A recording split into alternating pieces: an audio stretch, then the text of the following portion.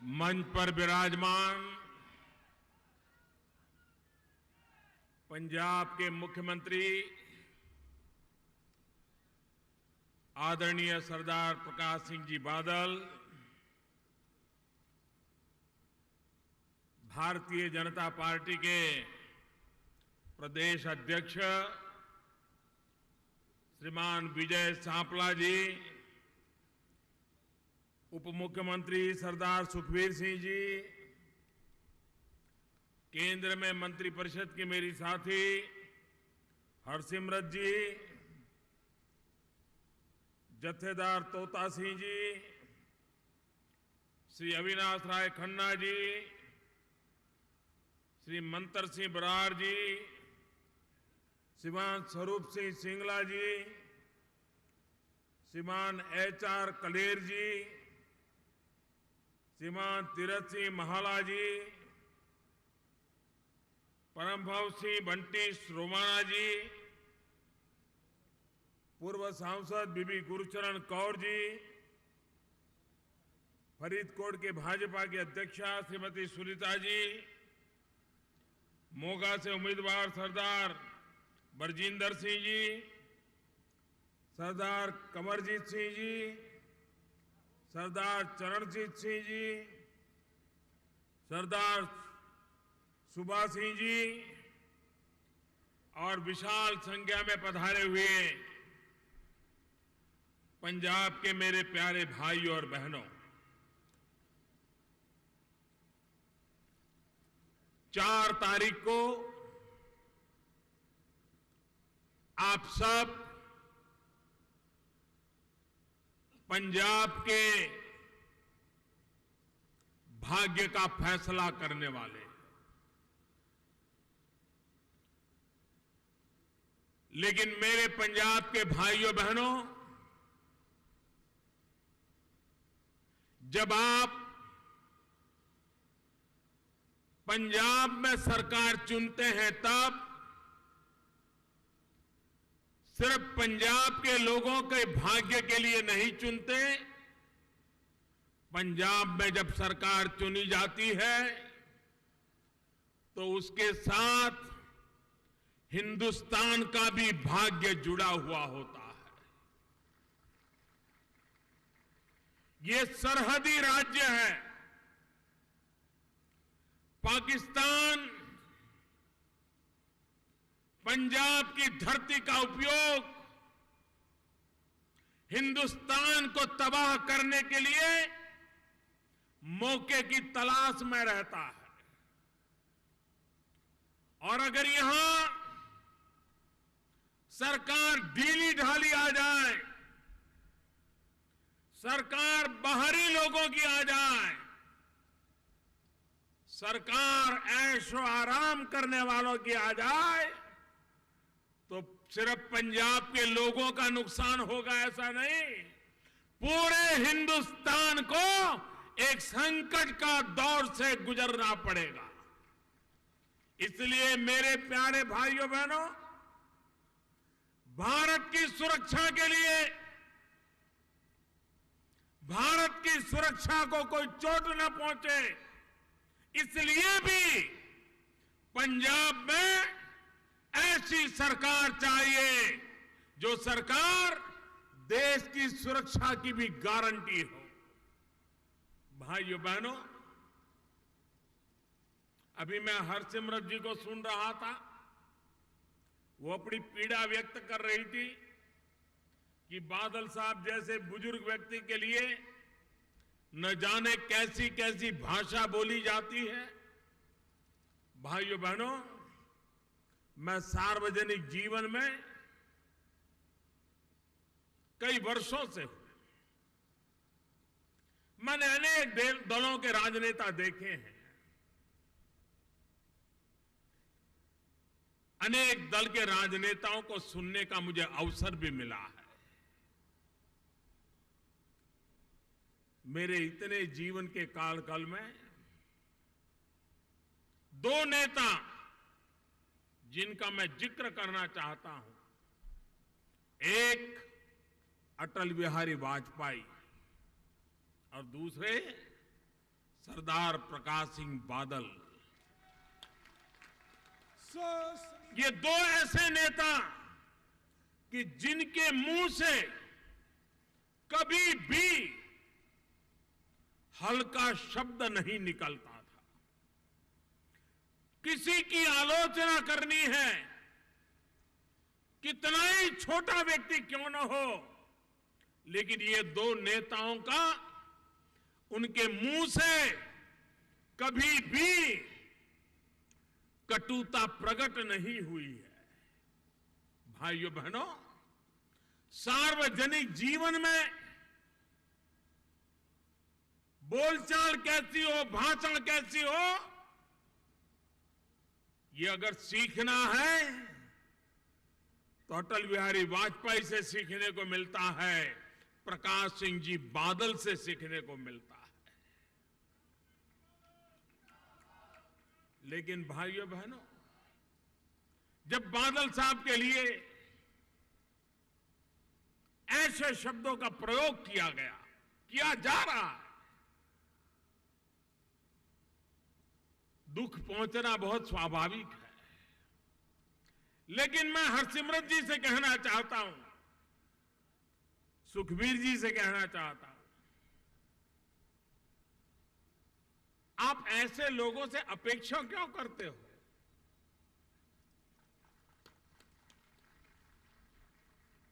जो लोग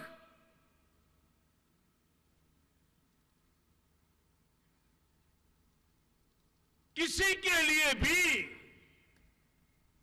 कुछ भी बोलने के आदी हो गए, जिन्होंने अन्ना हजारे के साथ ऐसा किया, वो बादल साहब के साथ न्याय करेंगे ऐसी आप आशा करते हैं ऐसे लोगों से?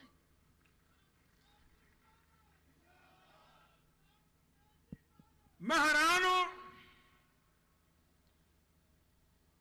हम भी कांग्रेस के खिलाफ लड़ाई लड़े हैं। हम ये कहते थे कि हम फलानी बात की जांच करवाएंगे, दोषियों को कानून के दायरे में लाएंगे और कानून दोषियों को छोड़े नहीं, इतनी बारीकाई से सच्चाई को ला करके रहेंगे। हम कभी ये नहीं कहते फलाने को जेल में भर देंगे, डिगने को जेल में भर देंगे। अरे देश ने हमें ये सत्ता नहीं दी है। देश ने हमें सत्ता दी है कानून का पालन करने की, लेकिन आजकल भाषा बोली जा रही है। हम आकर के इसको, वो शीला दीक्षित को भी जेल में भरने वाले थे। अभी शीला दीक्षित उत्तर प्रदेश की मुख्यमंत्री घोषित हो गई, उम्मीदवार। अब बताइए,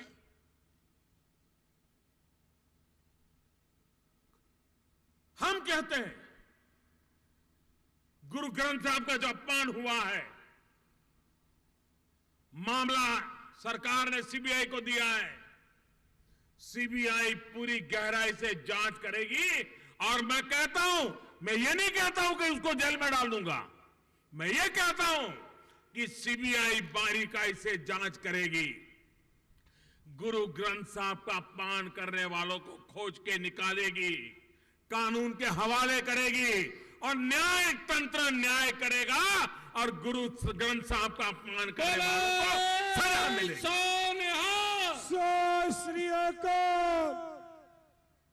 हर चीज कानून से चलती है, लेकिन ये डिक्टेटोरियल भाषा है, डिक्टेटर की भाषा है। फलाने को जेल में ठोक देंगे, डिगने को ये कर देंगे। क्या लोकतंत्र इस प्रकार से चलता है? भाइयों बहनों, मतभेद हो सकते हैं, राजनीतिक विरोध हो सकता है, लेकिन लोकतंत्र की मर्यादाएं टूट जाएगी तो देश का बहुत नुकसान होने वाला है और उसको संभाल के रखना ये हम सबका दायित्व है। भाइयों बहनों, अभी मैं गोवा गया था। गोवा के अखबार में मैंने एक चीज पढ़ी। कुछ लोगों को जब पता चल जाता है कि पराजय सामने दिख रहा है तो अभी से माहौल बनाने में लग जाते हैं, तरीके ढूंढते हैं। गोवा में क्या भाषण किया, अखबारों को इंटरव्यू दिया, उन्होंने कहा ये इलेक्शन कमीशन जो है मोदी नचाता है वैसे नाचता है। अब बताओ भाई, हिंदुस्तान में कोई इलेक्शन कमीशन पर झूठे आरोप नहीं लगाता है, लेकिन इलेक्शन कमीशन भी बेकार। और गुना क्या इलेक्शन कमीशन का? उसका गुना यह है कि पंजाब और गोवा के चुनाव की एक ही तारीख क्यों तय की। दूसरी शिकायत है पंजाब और गोवा के चुनाव सबसे पहले क्यों करवाए। तीसरी उनकी शिकायत है कि एक ही समय पंजाब और गोवा के चुनाव इसलिए करवाए गए कि हमारा दल चुनाव में हार जाए। भाई, हारना के लिए तारीख कारण नहीं है, हारना का कारण तो दिल्ली के आपके कारनामे हैं, जिस कारनामों के कारण आपका हारना तय है। भाइयों बहनों, ये जो तरीका है, ये तरीका कभी देश में लोकतंत्र का भला नहीं कर सकता है। और इसलिए भाइयों बहनों, मैं आप सबसे आग्रह करने आया हूं कि इस चुनाव में पंजाब के भविष्य को फिर एक बार उस अंधेरी गली में घसीटने वालों से पंजाब को बचाइए। भाइयों बहनों, मैं ये भी बात पंजाब के लोगों को याद कराना चाहता हूं, सत्ता पाने के गुरूर में इसी पंजाब में भाइयों बहनों, जब आतंकवाद के दिन थे, कुछ लोग आतंकवादी हरकतें करके इस पंजाब की धरती, जो हरी भरी धरती थी, उसको खून से रंगने का प्रयास किया था। उस समय ये कांग्रेस पार्टी, उसके नेता सारी दुनिया में घूम जा करके पंजाब के हर नौजवान को आतंकवादी कह दिया था। हिंदुस्तान के किसी भी कोने में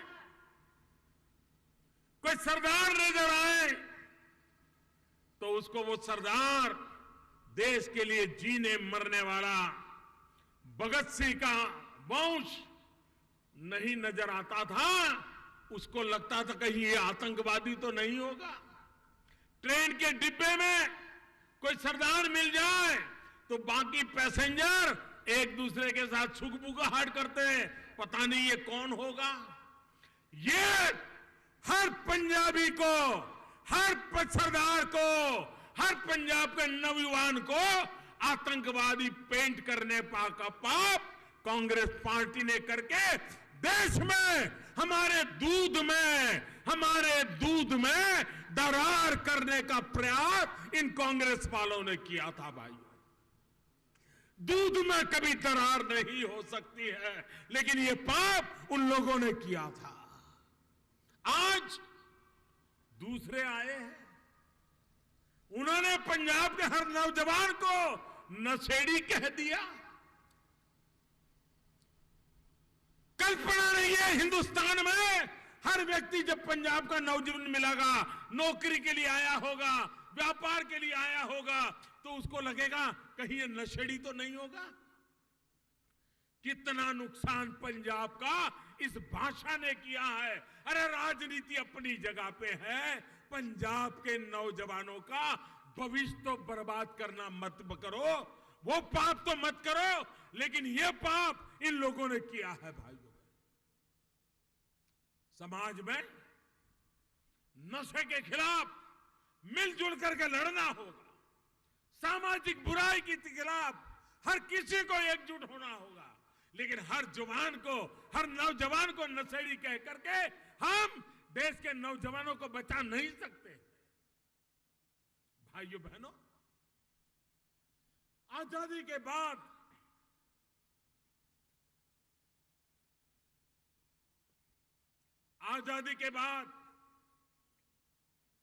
हमारे देश में महात्मा गांधी को जब भी याद करते हैं, महात्मा गांधी हमेशा कहते थे हिंदुस्तान गांवों का देश है, हिंदुस्तान कृषि प्रधान देश है, कृषि हमारी आत्मा है, खेती हमारी जिंदगी है,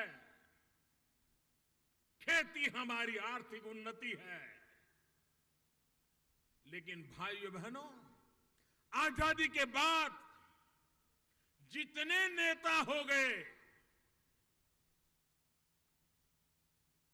मैं कह सकता हूं इस देश ने 3 नेता देखे जिन नेताओं का जीवन, जिन नेताओं का जहन किसानी से भरा हुआ था। एक चौधरी चरण सिंह, दूसरे चौधरी देवीलाल और तीसरे प्रकाश सिंह बादल। ये तीनों नेता देश ने सच्चे अर्थ में खेत से निकला हुआ, खलिहान से निकला हुआ किसान की जिंदगी जीने वाला अगर देश ने 3 नेता देखे तो तीसरे नेता है, और आज सिर्फ एक ही देश में मौजूद है, वो सरदार प्रकाश सिंह बादल। प्रकाश सिंह बादल ये सिर्फ पंजाब के किसानों के नेता नहीं, वो हिंदुस्तान के किसानों के नेता है। हिंदुस्तान के किसान का भला कैसे हो, इस सोच के इंसान है। मैंने देखा है, मैं भी मुख्यमंत्री था, बादल साहब भी मुख्यमंत्री थे, हम लगातार भारत सरकार जो मीटिंग बुलाती थी तो हम बैठते थे। जब मैं गुजरात से आता था तो मुझे लगता था कि दिल्ली में कांग्रेस की सरकार है, सरदार प्रधानमंत्री है, तो ये प्रकाश सिंह बादल साहब को तो बल्ले बल्ले होगा, उनको तो जो चाहिए मिल जाता होगा। लेकिन जब मीटिंग होती थी और बादल साहब जब पंजाब का ब्यौरा देते थे, इतनी पीड़ा होती थी कि दिल्ली में बैठी हुई सरकार ने बादल साहब को 10 साल यहां जनता ने मौका दिया, 8 साल तक दिल्ली में बैठी हुई कांग्रेस सरकार ने बादल साहब को हर काम में रोड़े अटकाए, रुकावटें डाली, कोई काम करने नहीं दिया। उसके बावजूद भी बादल साहब ने मीटिंग में कभी मर्यादा नहीं तोड़ी, विवेक नहीं तोड़ा, अपनी बात बताते थे, किसानों की बात बताते थे। लेकिन ये कांग्रेस सरकार बादल साहब की 8 साल तक कोई बात सुनती रही थी। आज दिल्ली में वो सरकार बैठी है, बादल साहब की साथी सरकार है। 2 साल में हमने वो काम किए हैं, वो मदद की है, पंजाब के सारे पुराने मसले हमने सुलझा दिए, और बादल साहब पंजाब की प्रगति के लिए जो चाहते थे हमने रास्ते खोल दिए। अगर यही बात शुरू से हमारी सरकार होती तो आज पंजाब कहां से कहां पहुंच जाता। लेकिन 8 साल तक कांग्रेस सरकार ने रुकावटें डाली और उसका परिणाम यह हुआ कि बादल साहब को काम नहीं करने दिया गया। 2 साल में भरपूर काम करने का अवसर मिला है और आपको दिखाई देता है विकास की नई ऊंचाइयों पर ले जाने में बादल साहब ने कोई कसर नहीं छोड़ी। और आज भी हर पल मेरा पंजाब, मेरा किसान, मेरे पंजाब का नौजवान, उसका भला कैसे हो, नई नई चीजें सोचते रहना नई चीजें करते रहना, ये बादल साहब की शख्सियत का परिणाम है। और इसलिए मेरे भाइयों बहनों, इस चुनाव में पंजाब को बर्बाद करना, पंजाब का कुछ भी हो जाए, हमारी दुनिया खड़ी हो जाए, ये सपने लेकर के जो लोग चल रहे हैं, उनको जिस रास्ते से आए हैं उसी रास्ते से वापस दिल्ली भेज दो और उनको कहो कि वहां की पहले जिम्मेवारी पूरी करो, जनता को जो वादे किए थे वो पूरा करो। भाइयों बहनों, आज दिल्ली में एक ऐसी सरकार आपने बिठाई है, जो काम आपने मुझे दिया है, मेरा सपना है हिंदुस्तान के किसानों को 2022 जब भारत की आजादी के 75 साल होंगे, हम 2022 तक में हिंदुस्तान के किसान की आय दोगुना करना चाहते हैं, डबल करना चाहते हैं। जो काम 70 साल में नहीं हुआ, वो काम 7 साल में पूरा करने का बीड़ा उठाया है। और भाइयों बहनों, जिस तरीके से हम आगे बढ़ रहे हैं, हम सफलता प्राप्त करके रहेंगे, ये मैं आपको विश्वास दिलाना चाहता हूं। हमने ऐसे नए इनिशिएटिव लिए हैं, हमने ऐसे नए निर्णय किए हैं, ऐसी नई योजना बनाई है कि जिसके कारण किसान का भाग्य सुनिश्चित होगा और किसान अपनी आय दोगुना कर पाएगा। भाइयों बहनों, आप मुझे बताइए, अगर किसान को पानी मिले तो मेरा पंजाब का किसान मिट्टी में से सोना पैदा कर देता है। वो पानी से भी ज्यादा अपना पसीना बहाता है। वो अपने सपने अपने खेत की मिट्टी में मिला मिला करके हिंदुस्तान के सपनों को सजाता है। ये मेरे पंजाब का किसान है, हिंदुस्तान का पेट भरता है, वो मेरा पंजाब का किसान है। भाइयों बहनों, हमने प्रधानमंत्री कृषि सिंचाई योजना बनाई है। हजारों करोड़ रुपया खर्च करके हर खेत को पानी मिले, उस दिशा में बीड़ा उठाया है। 90 ऐसी योजनाएं उसको हाथ में लिया है। लाखों हेक्टेयर भूमि को तुरंत पानी पहुंचे, इसके लिए चारों तरफ देश में काम चल रहा है। पंजाब में पानी की नहरें बहुत पुरानी हो गई। अगर उन नहरों का मरम्मत ठीक हो जाए तो पानी जो आखिर तक पहुंचता नहीं है, उसको उठाने के लिए बादल साहब पूरी ताकत से लगे हैं। दिल्ली सरकार पूरी मदद कर रही है, पानी पहुंचाने का काम चल रहा है। हमने एक पूरे देश में अभियान चलाया है, पर ड्रॉप मोर क्रॉप, एक एक बूंद से ज्यादा फसल कैसे मिले, इसका बीड़ा उठाया है। और इसलिए पर drop more crop, micro irrigation, टपक सिंचाई, बूंद बूंद पानी से खेती, इसका एक बड़ा अभियान। और मुझे खुशी है, इतने कम समय में 15 लाख हेक्टेयर करीब करीब धरती आज माइक्रो इरिगेशन की ओर कवर हुई है।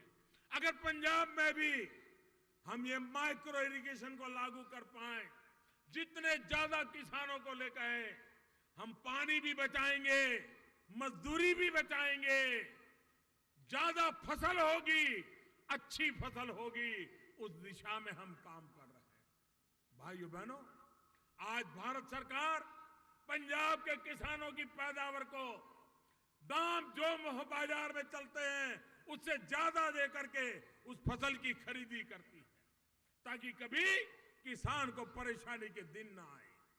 भाइयों बहनों, हमने एक और निर्णय किया है कि हमारा किसान जो धान पैदा करता है, उसके बाद जो वेस्ट रहता है, जो जला देता है, हमने उसमें से इथेनॉल बनाने के कारखाने पंजाब की धरती पर लगाने वाले। जो आज जला देते हैं आप, उसमें से इथेनॉल निकालेंगे और किसान को उसमें से भी इनकम होगी। एक एक हेक्टेयर पर 2,000, 5,000, 10,000, 15,000 तक इनकम हो सकती है। ये नई इनकम किसान की बढ़ाने की दिशा में हम काम चल रहे हैं और देश की ऊर्जा की आवश्यकता को भी हम पूरा कर रहे हैं। हम किसान को वैल्यू एडिशन, फूड प्रोसेसिंग, उसके लिए बल देना चाहते हैं। किसान जो पैदा करता है, उसका अगर वैल्यू एडिशन होता है तो उसकी इनकम बढ़ती है। अगर वो टमाटर पैदा करता है लेकिन टमाटर का केचप बिकता है, ज्यादा कमाई होती है। वो दूध पैदा करता है लेकिन अगर दूध में से मिठाई बना करके बिकती है, मक्खन या चीज बना करके बिकती है, तो ज्यादा पैसा मिलता है। हम फूड प्रोसेसिंग, वैल्यू एडिशन, उस पर ज्यादा बल दे रहे हैं ताकि हमारे किसान को उसकी ज्यादा इनकम मिले, ज्यादा कमाई हो, दुनिया के बाजार में कमाई हो। भारत सरकार ऑर्गेनिक फार्मिंग, उस पर बल दे रही है। आज दुनिया में जो माल यहां 1 रुपये में बिकता है, वो अगर ऑर्गेनिक है तो दुनिया में $1 में बिकता है। कितना गुना इनकम हो सकती है किसान को। हमारे देश में एक राज्य सिक्किम पूरा ऑर्गेनिक स्टेट बना दिया है। भाइयों बहनों, पंजाब भी इस स्पर्धा में आ सकता है। हम पूरे देश में ऑर्गेनिक सर्टिफाई करने के लिए लैब खड़ी करना चाहते हैं और जो भी किसान ऑर्गेनिक फार्मिंग की ओर जाना चाहता है, उसको मदद करना चाहते हैं और उस ऑर्गेनिक खेती से पैदावार जो हो, उससे उसको 1 रुपये के सामने $1 की कमाई हो, ये दिशा में हम ले जाना चाहते हैं। भाइयों बहनों, हमने किसान को प्राकृतिक आपदा से जूझता हुआ देखा है। ओले गिर जाए, वर्षा आ जाए, बीमारी आ जाए, किसान की मेहनत पानी में जाती है। हमने किसान को ऐसा फसल बीमा योजना दिया है कि इन सारे संकटों की उससे रक्षा करता है। और पहले कोई संकट आ जाए तो 50% से ज्यादा हो तब सरकार देखती थी। हमने नियम बदल दिया, अगर नुकसानी 30% भी हो गई तो भी सरकार उसको नुकसान मानेगी और किसान को भुगतान करेगी।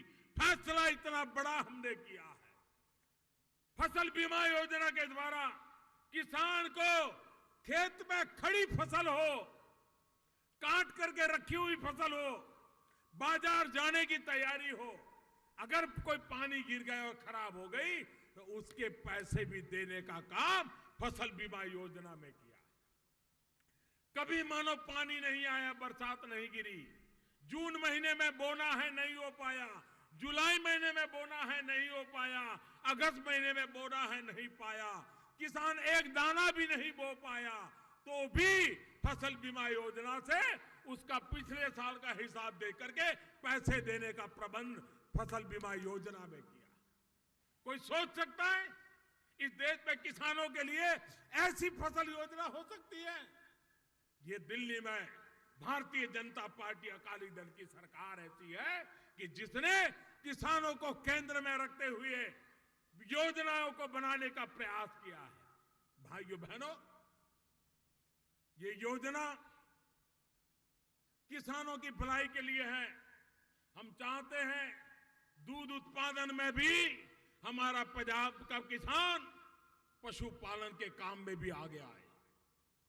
आज हमारी गाय या भैंस जो दूध देती है, उसको अगर सही परवरिश हो, वैज्ञानिक परवरिश हो, आरोग्य की चिंता की जाए, व्यवस्था की जाए, तो वो डबल दूध दे सकती है। हमारे पशु कम भी हो, ज्यादा दूध की पैदावार संभव है। उस दिशा में वैज्ञानिक तरीके से काम करने की दिशा में सरकार काम करे। फिशरीज हो, पोल्ट्री फार्म हो, यह भी एक प्रकार से कृषि के क्षेत्र को मदद करने वाला कारोबार है, उसको भी हम हनी, पंजाब में कुछ किसान हैं जो शहद के काम में लग गए हैं। हम हर खेत में हनी के काम को पहुंचाना चाहते हैं। मधु, शहद पूरे दुनिया में बहुत बड़ा मार्केट है।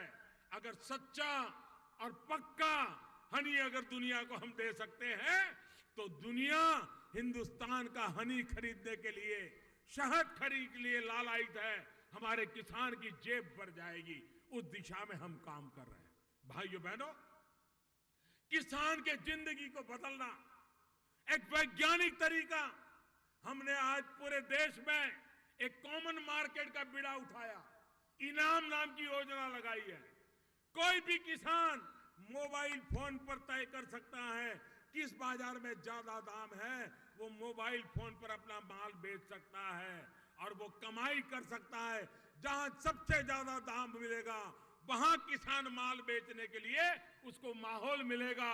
ये टेक्नोलॉजी का उपयोग करते हुए किसान को इनाम नाम की मार्केटिंग की सुविधा देने का काम हमारी सरकार ने किया है। मेरा कहने का तात्पर्य ये है कि हम कृषि को आधुनिक बनाना चाहते हैं, हम कृषि को वैज्ञानिक बनाना चाहते हैं, हम कृषि में टेक्नोलॉजी लाना चाहते हैं, हम कृषि से रोजगार के नए अवसर पैदा करना चाहते हैं, हम कृषि से किसान की आय दोगुना करना चाहते हैं, हम गांव के जीवन को बदलना चाहते हैं। और इसलिए भाइयों बहनों, प्रकाश सिंह बादल आज जितने नेता पंजाब में दिखाई देते हैं, कोई कह सकता है कि कांग्रेस का कोई नेता है जो इसको किसान नेता कहेंगे, और छोटे मोटे लोग जो खड़े हो गए उनमें भी कोई किसान है?